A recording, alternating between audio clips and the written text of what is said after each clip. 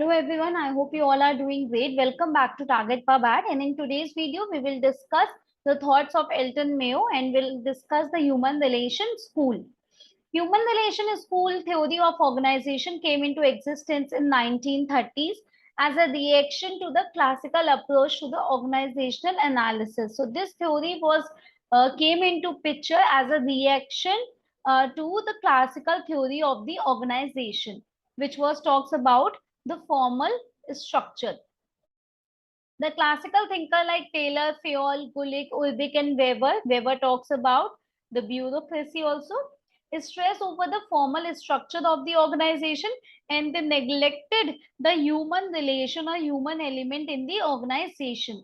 So, in other words, they took a mechanistic view of the organization and emphasized the sociological and psychological aspect of individual behavior in the organization. It is a critical failure on the part of the classical approach, which gave rise to the human relation approach. So they all neglected the human element in the organization. That's why this theory came into picture. And the major supporters or major supporter of human theory in the human approach in the organization are like Mary Parker Follett and Elton Mayo. This theory is also known as humanistic theory, socioeconomic theory, and neoclassical theory. So it is important to know this word neoclassical theory. Elton Mayo, an American sociologist, is regarded as the father of human relation theory. He concentrated on the study of worker behavior and production capacity, taking into consideration physiological, physical, economic, social, and psychological aspects. So he focused on all these aspects, and that's why he is known as the father of human relation theory. He called his approach as a clinical method, and he undertook the first research program in 1923 in a textile mill near Philadelphia and named it the first inquiry. He named this research paper as the first inquiry in 1923. His major work include Human Problems of Industrial Civilization 1933, Social Problems and Political Problems of Industrial Civilization 1947. Other writers who have contributed to the growth of human relation theory are includes F.J. Roethlisberger, William J. Dixon, N. North Whitehead, W. Leod, E. Warner, and L. J. Henderson. What is Hawthorne theory, which was given by Elton Mayo? So the Hawthorne theory formed on the basis of rise of human relation theory. These studies shook the foundation of classical approach, and that is the concept of economic men and the role of structure of formal organization. So they majorly focused on what they focused, or they react to the theories of classical approach. Theories of men is economic men, formal structure of the organization. These studies were conducted in the Western Electric Company at Hawthorne. That's why it is known as Hawthorne Studies near Chicago in USA by Harvard Business School under the leadership of Elton Mayo. These studies were conducted in the following 4 phases. So there were 4 phases of this study. First was elimination experiment from 1924 to 1927, 3 years, to determine the effect of different level of elimination on the workers' productivity. Second phase was relay assembly test room experiment in 1927. This was done to observe the effect of various changes in working condition of the on the worker, and what will be the output and what will the morale. Third phase was mass interviewing program from 1928 to 31, again 3 years, to explore the employees' feeling. This program was organized so that employees can explore their feeling, like what is the human attitude and what are the sentiments by talking to them. It is also called as ventilation therapy. Next is Wenk writing experiment from 1931 to 32 to understand better how norms that control each member's output were established by worker social group. informal organizations. Worker social group is known as informal organization. So what is social group? Informal organization exists only in the formal organization. So above are explained in the Management and Worker, published in 1939 by Roethlisberger and Dixon. These four phases or these four experiments were explained, deeply explained in the Management and the Workers research paper in 1939 by Roethlisberger and Dixon. The conclusion of Hawthorne studies are, so what are the conclusion of this studies? So the social and psychological factor at the workplace is not a physical condition of workplace, determine the employee's morale and output. So the important finding, organization is a social system. Non-economic reward and sanctions significantly affect the workers' behavior, morale, and output. So what can be the non-economic rewards? So non-economic rewards includes motivation and R&R programs like reward and recognition programs. So these can boost up the employees' morale, and it will also affect the output of the organization, and the workers' behavior will get changed. Workers are not inert and isolated, unrelated individual. They are social animals. So they cannot be isolated or they cannot be introvert, inert. They are supposed to interact with each other. They are not unrelated individual. They are social animal. Division of labor is strictly on specialization is not necessary. The most efficient approach. The worker have a tendency to form a small social group. In formal organization, the production norm and behavioral pattern are set by such groups. Yes, so it is a tendency, it is a trend in the organization to make a small social group or informal organization to to whom they can share all their problems and everything in the organization related to the organization, and the production norms and behavioral pattern are set by these organization, informal organization. Worker react to the management as a member of informal work group rather than as individual. Leadership, a style of supervision, communication, participation plays only at the central role in the worker's behavior, satisfaction, and productivity. Thus, the finding of Hawthorne theory were highly startling and revolutionized the organizational thought. They gave a rise to the new theory that is called human relation theory. So Hawthorne study gave the rise or gave a birth to the new theory that is called human relation theory or new. So what are the elements of this theory? Human relation theory of organization has three elements: the individual, informal organization, and participated management. So as name suggests that individual theory, this theory recognizes the importance of emotion and perception of individual, means individuals point of view. As its name suggests, this theory emphasizes on the individual, so it contains the individual point of view. It recognizes the individual point of view. What are the perceptions? The level of worker production and organization output is determined by human relation at work rather than the physical and economic condition of the work. According to Roethlisberger, each person is unique. Each is bringing to the job situation certain attitudes, belief, and way of life, as well as certain skills. So every person is unique. They all bring to their job certain attitudes. So they have certain beliefs. They have a way of life, different way of life, as well as they have certain skills. They can be technical, social, or logical skills as well.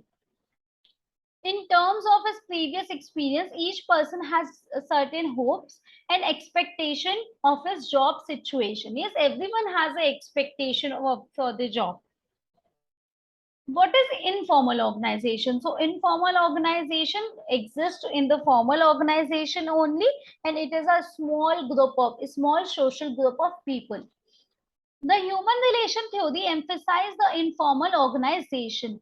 As observed by Hicks and Gullett, informal shadow organization that exist within the structure of formal organization is emphasized. Attention is focused on the social aspects of man, whose overriding need is seen as a desire to belong, to be accepted by and stand well in his group, work group. So this informal organization is exists within the structure of formal organization, and these groups only decides or set the behavioral approach or behavioral uh, aspects of production growth in the organization. LDY define an informal organization as a set of work relationship that grows out of mutual interaction of person working together over a long period of time.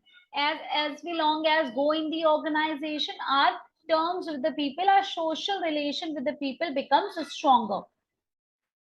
The point of distinction between the informal and formal organization are, what is the differences between the formal and informal organization are, like informal organization is customary while formal organization is enacted. Informal organization is not written, it is not subject to a neat diagram, while formal organization is written, manualized and portrayed in the organizational chart. So it is not written anywhere in formal organization, it is not written in anywhere in the organization. You can be the part of the social group or you cannot be the part of, if you want, it's all up to you. But in formal organization, everything is in written and manual form, portrayed in the organizational chart. Informal organization tends to be emotional and personal, while the formal organization tends to be rational and they are not personal, they are impersonal. Informal organization is spontaneous and societal, while the formal organization is planned and legal. So these are not, informal organization is not planned one. These are not legal. This not, we cannot say that illegal, but it is a spontaneous and societal, while the formal organization is in everything is planned and legal. Informal organization plays a significant role in determining the organization efficiency. It sets the production norm, behavioral pattern as found in the bank writing experiment 1931 to 32. These norms are: one should not turn out too much work. If one does, it is a rate buster. One should not turn out to be too much work. If one does, one is a chiseler. One should not tell supervisor anything. They will react to the detriment of associate. If one does, they will call squealer. So in these, and there are some norms for the informal organization also, and these are like, one should not do too much work, one should not do too much little work, one should not tell anything to the supervisor, one should not attempt to maintain social distance or act officious. For example, an inspector should not act like one. Next is participative management. So human relation theory advocates the style of participative management, that is participation of workers in decision making with regards to the work condition. In other words, management should consult the work group within the informal leader before introducing a change of program or work schedule. The style of management has the following merits. So what is participative management? So with a changing condition, a manager should consult the worker or consult the informal leader, so that informal leader can be a most influential personality in that group. So he should consult with them before introducing any changes in the program. What are the merits of this theory? So it permits the worker to discuss with supervisor and influence the decision that affects them. It develops a sense of participation in the group. It results in higher productivity. It makes the working environment more pleasing. It prevents the alienation of worker from management. It facilitates the acceptance of organizational goals by the workers.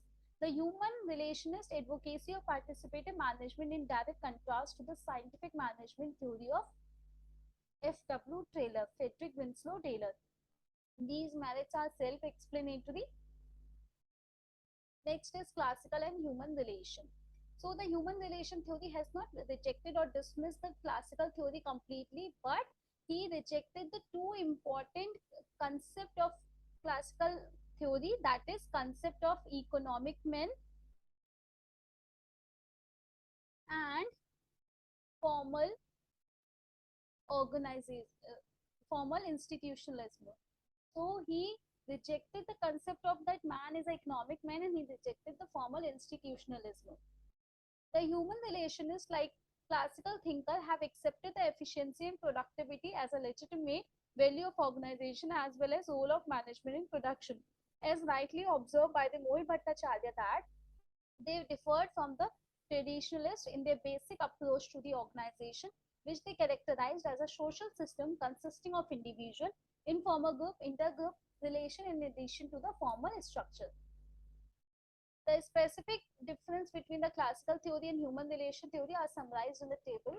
So what is the difference between classical theory and human relation theory?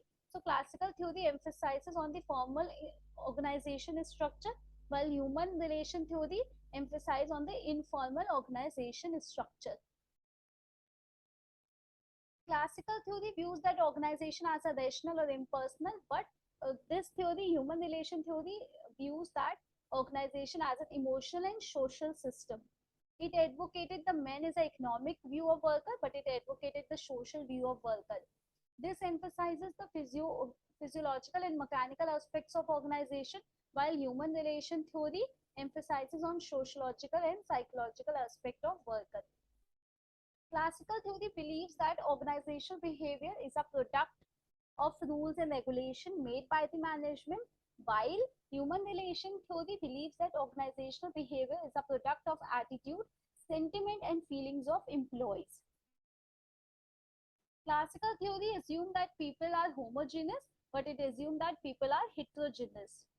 This emphasizes authoritarian style of supervision, but it emphasizes democratic style of supervision. In classical theory, supervisor exercise their authority over the subordinate, but in human relation theory, supervisor take consult from the employees, then take any decision. That is fine. That is example of democratic style of supervision or participative style of supervision. Classical theory takes a atomistic view of men, but it takes a social view of men. It states that organizational efficiency depends on the structure built according to principle, but it states that organizational efficiency depends on the human relation and worker satisfaction and morale. So it depends on the structure that is built according to the principle, but it includes the workers satisfaction and morale in the organizational overall efficiency. Classical theory focus on the physical environment, but it focus on the social environment of the job. Next difference is Taylor versus Mayo. So it is also pertinent here to make a comparison between Frederick Winslow Taylor and Elton Mayo. Taylor belonged to the scientific management school, while Mayo belongs to the human relation school. Mayo's human relation theory emerged mainly out of a set of extended studies, that is Hawthorne experiment, in the scientific management tradition of Taylor. He differed from Taylor in his conception of men, focus, orientation, philosophy, motivation, assumption, and emphasis, and so on. So their differences are: Taylor propounded the concept of man as an economic man, while Mayo propounded the concept of man as a social man. Taylor viewed worker as an isolated and interrelated individual, but he viewed worker as a social animals.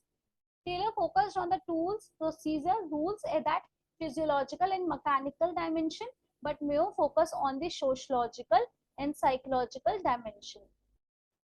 Taylor advocated the autocratic management, while he focused on the participative management, as we discussed in the table 3.2. He assumed that organization meant to be rational and logical, but he assumed that organization meant to be social and emotional.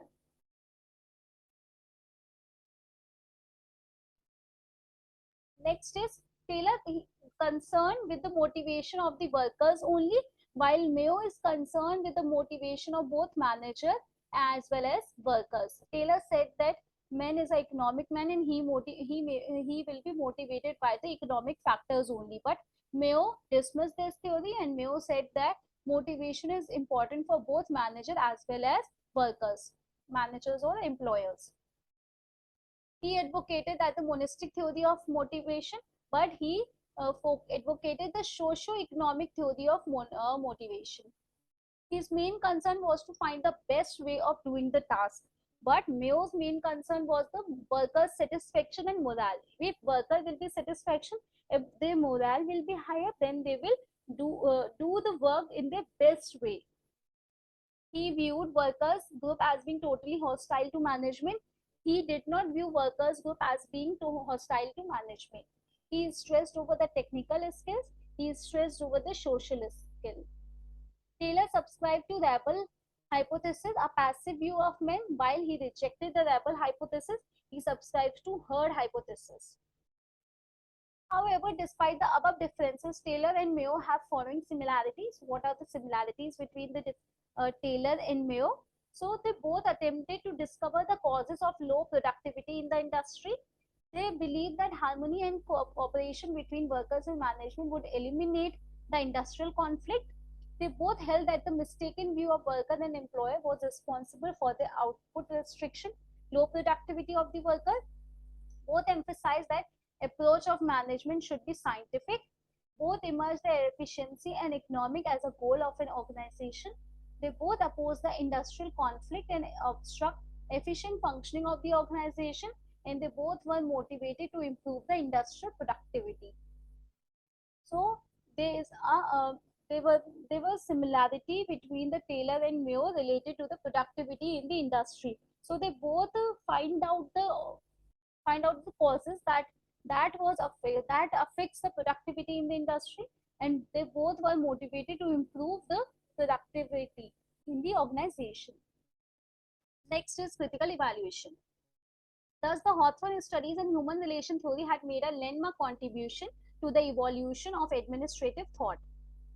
Its significance lies in discovering and emphasizing the informal organization, a social group which exists in the organization and facilitate teamwork and collaboration. In fact, Mayo is described to the DS book as a behavioralist scientist long before the term became popular.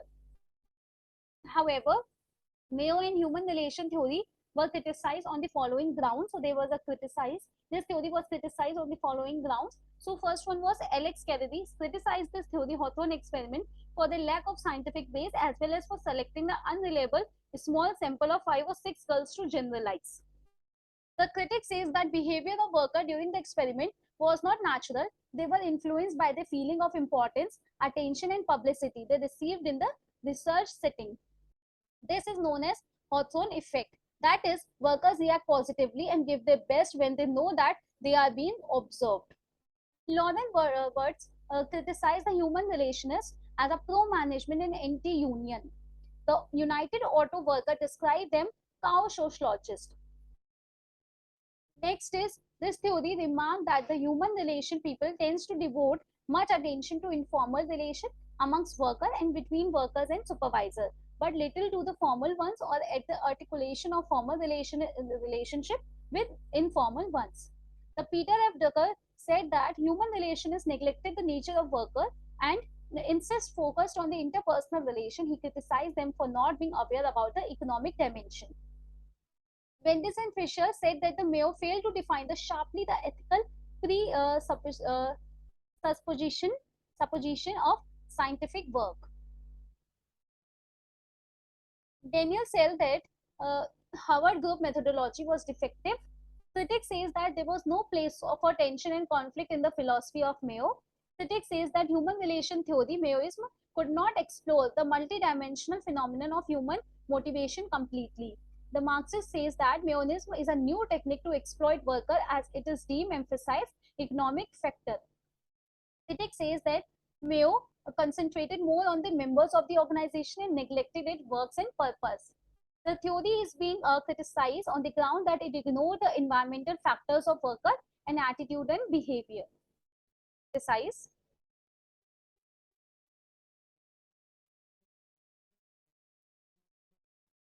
So the critics of Elton Mayo gave these points of view. So this all about the Elton Mayo theory. In next video, we will discuss the behavioral approach of the organization. Till then, take care of yourself. Thank you so much for connecting with us.